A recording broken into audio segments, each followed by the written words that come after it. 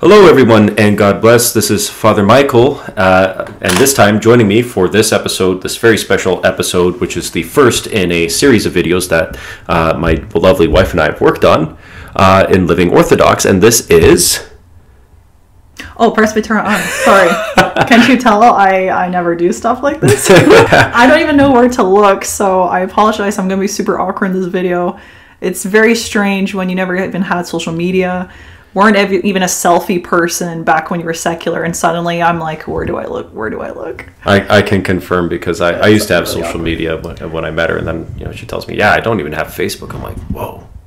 I'm kind of on board for that, and then because of her I actually got rid of Facebook, but that could be a topic for another day.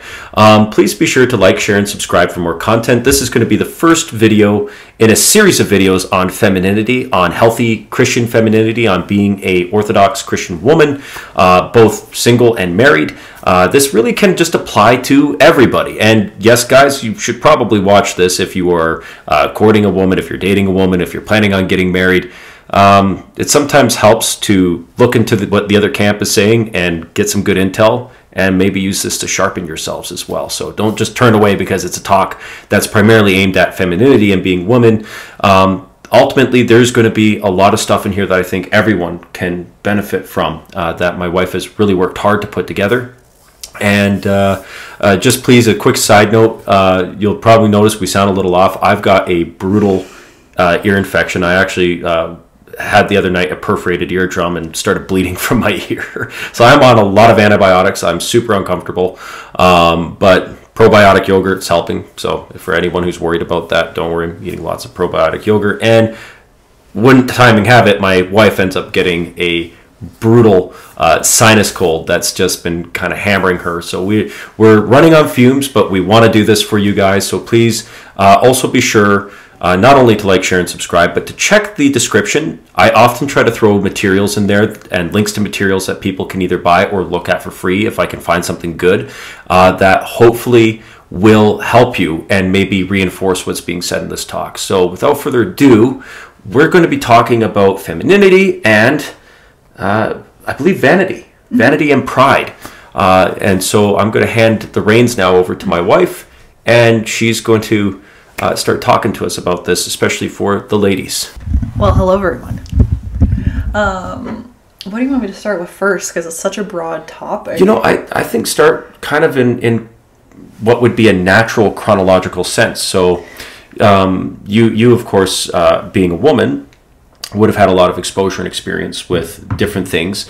Men, we tend to have a lot of things aimed at us, to try and tell us, like, you got to be big and muscular and you kind of look like some of these roided out bodybuilders or action heroes.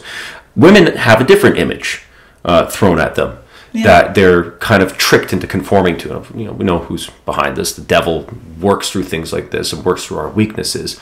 So maybe talk about some of the weaknesses that a lot of women face, and that maybe that you faced in your younger pre-Christian years with vanity and stuff that's targeted and marketed for vanity. I mean, I don't think it's a surprise to anyone, but women, we struggle a lot with vanity. When I was in my early 20s, I'm shaking my head because I was in my early 20s, when you're considered like in your prime, the most attractive.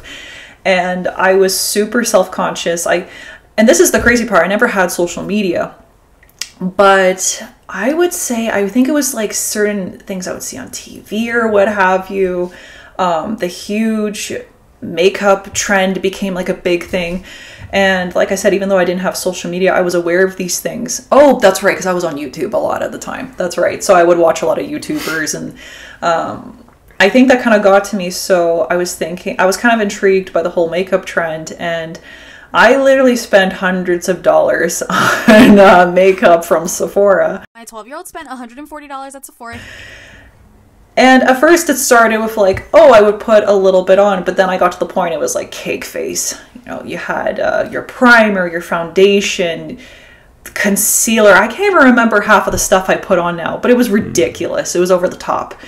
And I would get to the point where, sorry, I'm losing my voice because, like I said, I'm a little sick, but I would get to the point where I would be getting self-conscious and anxious to leave the house if I wasn't wearing makeup, because this mask I put on, I felt like was my identity. I felt like, oh, I look the most attractive with this, and I can't allow anyone to see me barefaced because, oh, look, but I look normal.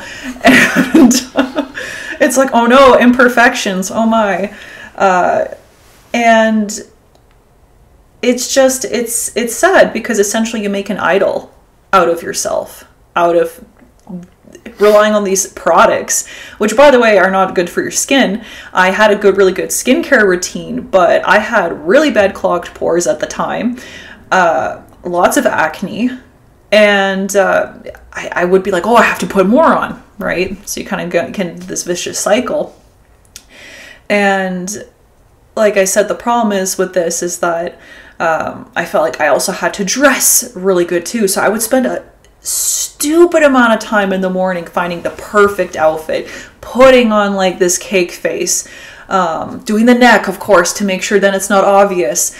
And then I would literally straighten my hair, and every bit had to be straightened because naturally I have wavy hair. But I think this was at the time too where it was a huge trend to have straight hair. So I became obsessed with that, and every strand had to be perfectly straightened. So in other words, I spend well over an hour, probably more like 2 hours, I am not exaggerating, on my appearance. And this was a thing I did every day. How sad is that when you're in your early 20s and you're this self-conscious? But I'm not the only one. Many young women, I think, inevitably fall for this. Thankfully, I never got to the point I had any procedures done. There's a lot now. I can't even keep up. And I never had plastic surgery or any other kind of procedures. Like I said, Botox or whatever. But I would just spend a lot of money on the makeup alone. And just, I think I look back on it and I shake my head, because how much time did I waste? Yeah, I mean, it's time is one of those things. It's something, especially when you're younger, you think you have all the time in the world, and it's a non-renewable resource. It's not like money. It's not like you make a mistake, you spend, you fall into debt. You can, if you're smart and if you work really hard and if you apply yourself, you can earn money back and pay off debts and even go past that. The danger with time, you can't get that back. One of the things that kind of stands out to me with this is you pointed out that you felt at times afraid to even let your own family see you without makeup, that Yes. This kind of became a new identity. And a lot of the time when things like general anxiety disorder starts to form in people, there is an actual change in the structure of the brain that causes people to have these fear responses to various otherwise very benign or normal everyday stimuli. And going out your front door and going to the grocery store, or just, if you live at home with your parents, walking down the stairs and seeing them in the morning shouldn't really elicit this kind of feeling. And a lot of the time, I've told spiritual children this, that a lot of the time anxiety comes from the fear of not having control over things that are outside of ourselves, that are outside of our control. And I think that's what becomes addictive when you really get into this whole vanity shtick. It's a form of control, but with your appearance. Right. And of course, this comes from desire not only to a want to not only be desired by men, but it's like, oh, you want women to notice you and to get envious and jealous. And to be frank, no one's gonna remember you. No matter how you have to like really dress crazy for people to remember you at the end of the day. Because no matter how attractive you are, no one's gonna be like, wow, I remember this person and they were so handsome or beautiful. No. We're one out of billions. Like who's really gonna remember us? People have lives, their own stuff going on, and you're just not that special. And that was something I obviously learned with time. It's like, I'm not special. I don't have all eyes on me all the time, because I went through that. It's like, oh my goodness, it's like, you're a main character in a story. Everyone's going to notice you. No. I think no that's one cares. a really poignant thing you just said, actually, is you're not a main character in a story. Would you say that maybe a lot of women, and a lot of men for that matter, but a lot of us tend to fall into this idea of thinking like the camera is on us, so to speak, that maybe because of our media saturated culture, and then how It's targeted at, for example, there's a different targeting kind of system for men, a different targeting system for women, that a lot of the time we start seeing ourselves in that way where we think like eyes are on us and we have to meet an expectation. I feel like this is, to be fair, I think that's almost part of the normal development for when people are teenagers and in their early 20s, because the brain is still developing. I think that plays a huge factor in that. But also, I would also argue, because you spend so much time on your appearance, you feel like, oh, now everyone has to notice me. Right, kind of like a return on investment almost. Yeah, it's really stupid. And so obviously now pertaining towards Christianity, don't do that. Don't spend an hour or more on your appearance. It's a waste of time. Don't spend hundreds of dollars on makeup. That's just irresponsible and ridiculous. No one needs to spend all the money on this makeup.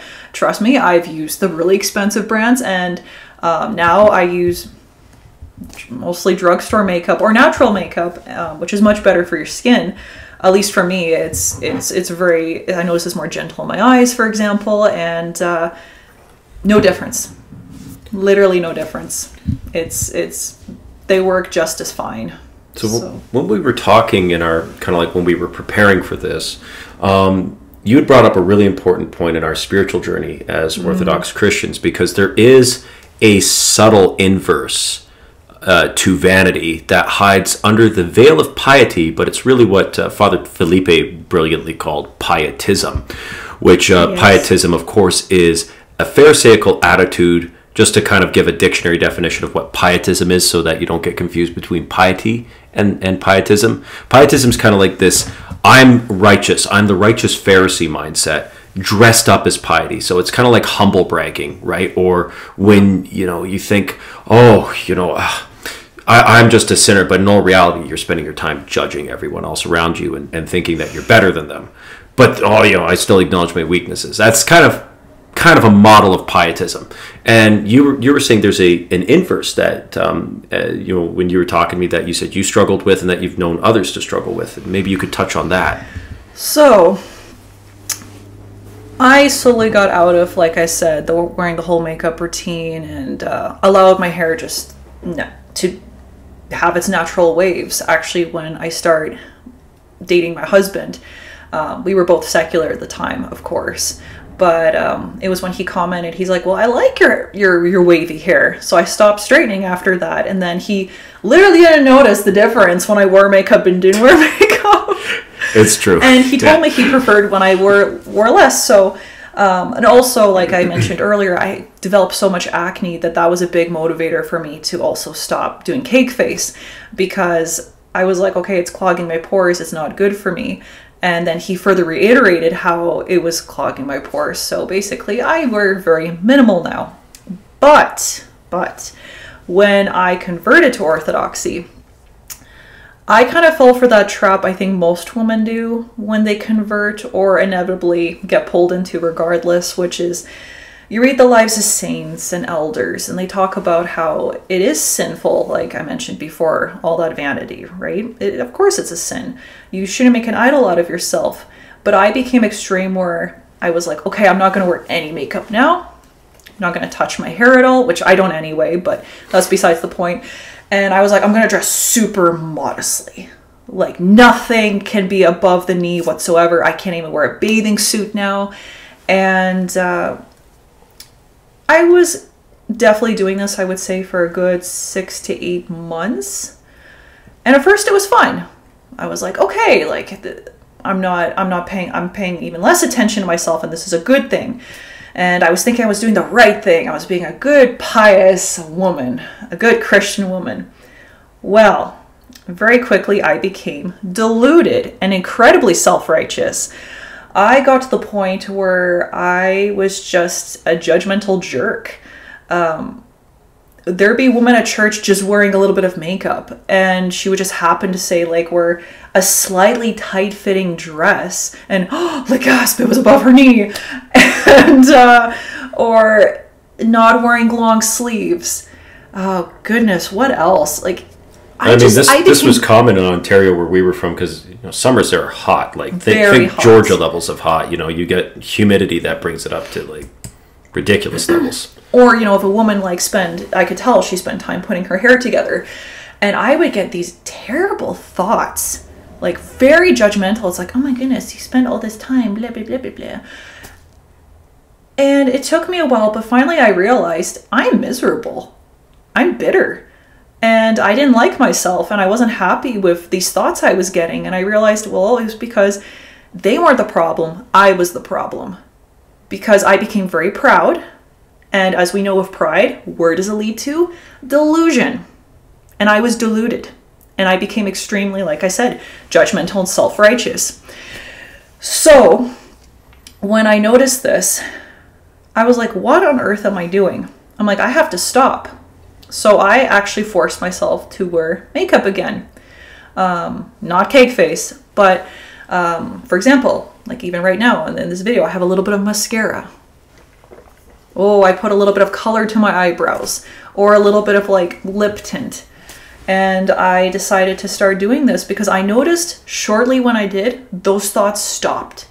I stopped caring and I stopped noticing, and therefore I stopped judging other women based on their appearance and thinking like, oh my goodness, how dare they? They just want attention. Stupid things like this. Or they just want men to notice them and they're married, or blah, blah, blah, blah, blah. And it doesn't even look good on them. Like I said, I was just a jerk, and we have to be so careful. This is about the royal path, is not to fall into either extreme. Because obviously when you're vain, you're very proud. But if you do the opposite, where you feel like, oh my goodness, I have to be like unattractive because heaven forbid if I dress elegantly or look attractive, it's a sin now. Pietism. Yes. And it's like, no, you don't have to dress like a bag, or, make yourself look unappealing. Don't have to wear a burlap sack, you mean? Yeah. I thought burlap was in. Or it's okay if you go treat yourself to a spa, like, goodness, once in a blue moon. Because, you want to pamper yourself a little bit. These things are okay. It's, and the truth of the matter is some people are going to be more attractive than others. That's okay. There's many people out there. And virtue's always the most attractive feature in a person. Yeah, it is. And how is that attractive if, like I said, you're this super judgmental person who has their little lists? It's like, oh my goodness, this person did this and this person did that and That's so unattractive. Like what are we, the demons of the toll houses now? Demons keep track of every bloody thing we do, and they write their, like terrible lawyers, right? They write every wrongdoing. It makes you bitter, and it's not a good headspace to be in. No. And it kills love, actually. I noticed I was happier after that. I was much happier. You noticed that too. Huge improvement. More relaxed. More relaxed when we went to church, and especially once I became a priest and I was serving and everything else. And one thing that's really, I think, kind of interesting to note about what Matushka was saying about how when she started wearing the makeup just a little bit, not like going back to how it was before, but doing things in a very moderate way, that suddenly she didn't notice the other women anymore. And there is kind of like this thing that people would do, especially in self-help circles, where they like, oh, I'm going to write these affirmations, or I'm going to write these reminders or these goals on sticky notes, and I'm going to put them all over the house. And in most cases, that doesn't even work. The way our nervous system's wired, after a while, if we see something all the time, we just kind of forget it's even there. And so by doing this, in a way, it's kind of like she was able to humble herself, but also train herself on this. It really reminds me of what Christ says in the gospel when he says that if your eye is dark, then your whole body will be darkness. But if your eye is light, then your whole body will be light. This is why even just looking at a woman with lust is committing adultery with her in her heart. And this baffles the disciples. But the truth of the matter is, and this is why Christ and his words, his wisdom is just timeless. Because even on a scientific level, this is true. What you look at, what you imbibe, and what you give your attention to will actually change the way that you think, physically even. It'll rewire your brain. So, with your experience with this, what kind of role models did you find helped maybe in some of the saints you've read, or in just women in the church? That's a hard one because there's so many. And I've read a lot of Lives of Saints, and the problem is when you do, they start to kind of all mesh and blend in together. But a soft spot in my heart will always be, obviously, not just towards the Mother of God, who, by the way, for this whole mini series, like she's the prime role model. We should always strive to be like, right? But I would say outside of her, I have a huge love for Saint Elizabeth. Saint Elizabeth, the new martyr? Yes. To me, it's such a beautiful account where you literally had this Grand Duchess, and she was considered the most beautiful woman in the world at the time. And she was a stunning woman. And, you know, she had all these riches. She could have all the best dresses and jewelry and you name it. And she gives that all up to serve God and to help people. And she went through tragedy, and she didn't let it embitter her or kind of, you know, a lot of people these days, because we live in a very narcissistic society, when tragedy or hardship befalls them, they tend to want to treat themselves to the point where it becomes a very vain thing, or where it becomes very self-oriented. But it's kind of like she turned her sight outward. She you know, helped other people, you know, with being a nun. She gave, you know, shelter to people. She gave spiritual counsel, and she prayed and gave her life to God and for God as a new martyr. How do you think, maybe, what would be one practical piece of advice that you think would really be helpful for someone to hear? Maybe a woman in her late teens or 20s, or even later, who's watching this and just discovering things anew. What would be a good piece of advice that you would like to impart? In terms of like the whole vanity thing? Yeah. I feel like kind of everything I said, if I were to really summarize it, just try to walk the royal path. Because I understand when you read the Lives of Saints, you want to fall into like, well, literally mimicking them. But we have to be very, very careful, because we can just as quickly become deluded. Like, for example, Saint Elizabeth, the new martyr. Keep in mind, she did become a nun, and nuns are held to a much higher standard.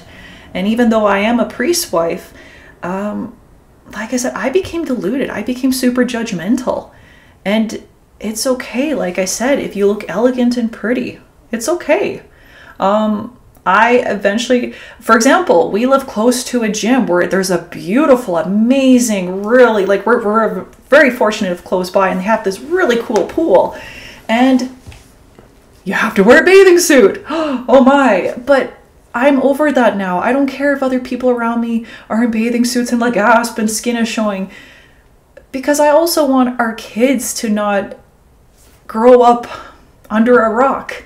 You know, they're going to have to be exposed to these things, and it's okay, because you don't even notice and care.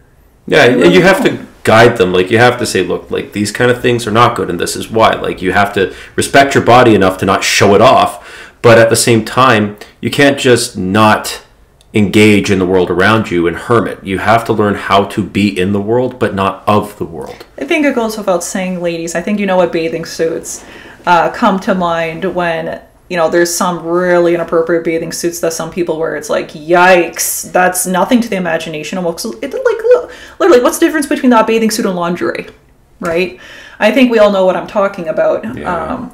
So obviously, you don't wear stuff like that, but it's okay if you wear a two-piece or a one-piece. You know, I'm not going to get into the specifics, but it's okay. You know, if you enjoy going to the beach or swimming. Yeah, and swimming is a good activity to do. It's good exercise. Exercise is important for, I think Christians should exercise. I think it's a good way to build discipline and to also respect the body that God gave you, but respect it enough not to just think, well, now I'm going to show everything off. You know? But like I said, what it really comes down to is just trying to walk the royal path. Don't fall into either extreme. And I understand how tempting it is, especially when you convert, to fall into this extreme. Like you're trying actually to be pious, but very quickly that zeal can lack wisdom. And it can turn to pride. And like I said, just like with vanity, when you become very proud of your appearance, the same thing can happen where you make an idol of your appearance still. With the opposite, because it's like, well, look at me, I'm so humble, like, oh my goodness. And no, you're not humble. The moment you think that, you're not humble. Exactly. Like, no, very, very few of us are humble. I would say like less than 1%. So let's not delude ourselves to thinking, I'm less than that 1%. No, that's for very holy people who actually managed to achieve this state. And even then they would tell you, I'm not, because I'm aware of my pride. So always tell yourself, it's like, yes, I struggle with pride. But like I said, just try to walk the royal path, you know? I think that's really sober advice. You know, it's ultimately, if you want to know what that means, read the Gospels, read the Beatitudes, read what the fruits of the Spirit are. You know, ultimately, if you fall into lacking that sobriety to walk the royal path, you will lack love, because ultimately at the end of the day, everything you do will be for the service of yourself, not even for the service of God. And you can lie to yourself and say, oh, I'm doing this, but then the moment you're casting the eye of judgment upon others, you know, the Bible's not saying don't judge people because it's mean. The Bible is ultimately also telling you not to judge others, because in doing so, you're going to miss that massive plank in your eye, and you're going to be worrying about the splinter in your brother's eye. And try not to focus, like I said, just hyper zeroing on a life of a saint or what a certain priest has to say. Take wisdom with a consensus amongst many. Yeah. So for example, we've talked to many priests and they all said the same thing. You know, women have a lot of more important things to worry about, but it's walking this royal path. A lot of them encourage. It's like, yes, don't be vain, but don't also become deluded and crazy too, where you're going to drive your husband mad or your kids mad, and yourself for that matter. Yeah. So. I mean, I'll end off on my end saying our friend Father Sergey, who's a Rokor priest out in British Columbia, great priest, been a great friend to us, and you know, one of the funniest things he said, it stuck with me, because it was how he said it was just so perfect. He says, you know, tell your Matushka not to let anyone get to her. She doesn't have to dress in a burlap sack or like she's you know from a cloister or something. You know, she can still do things that are normal, but you know, within reason. You know, not don't get carried away. Don't get carried into yourself. I think is really what's important, because we're made for each other. And like Anya said, you know, humility is something most of us lack. It's better to say we're practicing being humble, that we're trying to be humble. But being humble isn't thinking less about yourself. It's thinking, you know, or I should say thinking less of yourself, like debasing yourself. It's thinking less about yourself and more about others, because we are made for each other. We're made for communion. Well, thank you for watching. Like I said, hopefully I managed to say this succinctly, I guess. I think so. Hopefully it wasn't too much of a ramble. I apologize if it was. Like I said, this is very new to me. I'm not used to being in front of the camera, so this is very interesting, but I hope it was edifying in some way. And yeah, just thank you for watching. Thank you, everyone. God bless you all. Wherever you are, have a wonderful night, a wonderful day, whatever time you're watching this, and please keep us in your prayers. We are expecting baby number 3. Matushka is 27 weeks pregnant. Yep. And you know, we're in a process where I'm looking for some work and she's looking for some work, and we're, you know, right now everything we do is by the grace of God and with the help of others. So please keep us in your prayers, and we'll catch you in the next one.